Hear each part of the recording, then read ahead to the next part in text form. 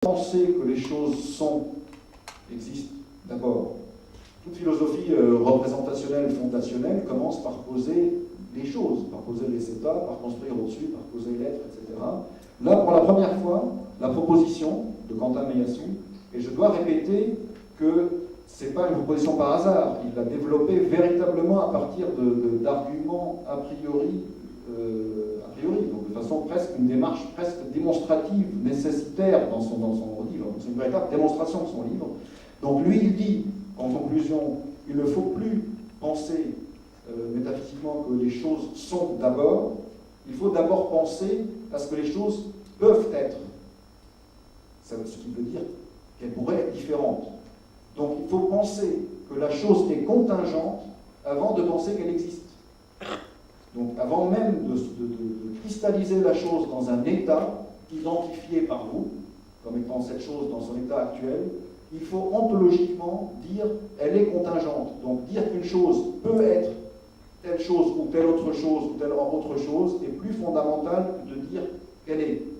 Donc moi tout de suite ça m'a fourni la matrice philosophique que j'attendais presque pour dérouler après ma logique et pour dire mais voilà, donc maintenant je peux m'appuyer sur ce renversement et de dire que c'est la contingence, donc l'événement qui vient complètement de l'extérieur de l'univers des états représentés, qui vient avant les états représentés.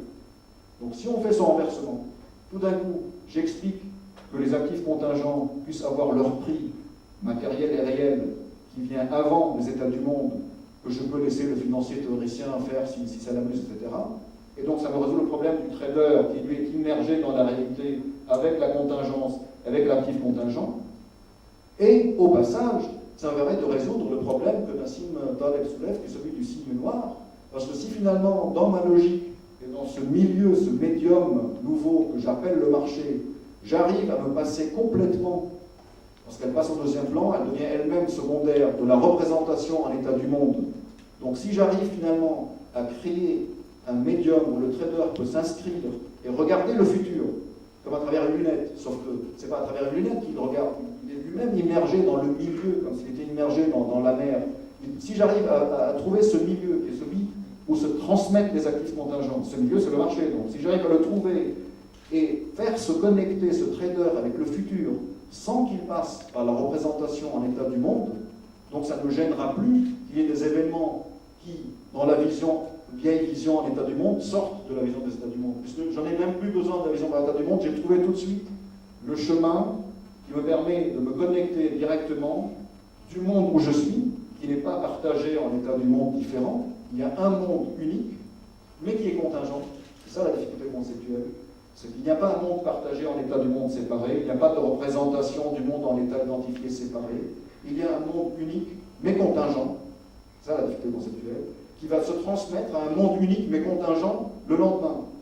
Sans rapport aucun. Donc je ne veux pas essayer de lier les deux mondes pour une sorte d'arbre des possibles en disant la possibilité plus va me conduire à cet état du monde, la possibilité moins, etc. Donc ça, je balaye complètement. Et ce milieu-là, pour l'instant, je ne suis capable, je l'avoue modestement dans mon livre, que d'en exhiber une illustration qui est le marché financier. Donc j'attends de généraliser pour trouver s'il y a autre chose. Pour l'instant, moi je suis presque intimement convaincu que le marché financier pourrait être le début d'une solution à placer la contingence et donc le prix avant le possible. Et pour l'instant, je cherche autre chose. Alors, pour finir, et je répondrai comme ça à la première question que m'a posée Ray, à savoir le temps dans tout ça et le trader. En fait, il y a une chose qui va vous paraître simple, mais qui, si on y réfléchit, qui n'est pas si évidente que ça. Si on prend un trader, donc un market maker, parce que c'est vrai, je ne vous ai pas dit au départ, pour moi, le marché, malheureusement, je n'arrive à le percevoir qu'à travers les yeux d'un market maker. Moi, je vous le dis tout de suite, et là, je suis absolument d'accord avec Nassim, bien sûr, pas question que vous soyez dans votre fauteuil en train de faire des paris sur le marché, comme c'était le casino, vous allez certainement vous planter. Pour faire de l'argent dans le marché, il faut être market maker, présent comme je l'ai été sur le pit, comme Nassim l'a été sur le pit aussi, pas seulement pour gagner de l'argent, mais même pour savoir ce que c'est qu'un marché. Donc là, je suis d'une arrogance totale, parce que je suis en train de dire que même intellectuellement, la compréhension du marché est réservée peut-être aux millionièmes de la population qui sont les traders sur les pics de Chicago, de New York, etc.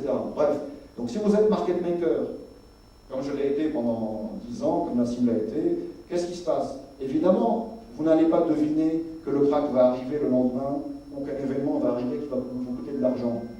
Là, selon que vous êtes chanceux ou pas, lorsque l'événement va arriver et que le marché va s'effondrer, si vous avez ce qu'on appelle la bonne position, vous gagnerez de l'argent. Si vous avez la mauvaise position, vous perdrez de l'argent. Et même, il y a de fortes chances, c'est une sorte de loi du marché, que si vous êtes market maker, vous allez perdre beaucoup d'argent quand l'événement va arriver. Parce que quelque part, les clients qui vous ont acheté les options, non pas que vous savez l'événement, mais quelque part, le marché a lui-même une sorte de conscience qui est répartie un peu parmi tout le monde, qui fait que vous vous retrouvez comme par hasard vendeur de ces options la veille de l'événement dramatique, si vous êtes market maker. Donc bref, il y a de fortes chances que vous perdiez beaucoup d'argent quand l'événement massif a lieu. Mais qu'est-ce qui se passe?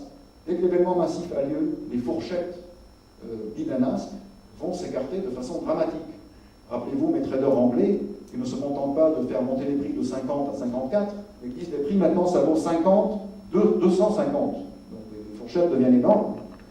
Et vous êtes toujours market maker sur ce pit où c'est maintenant la foire la plus totale.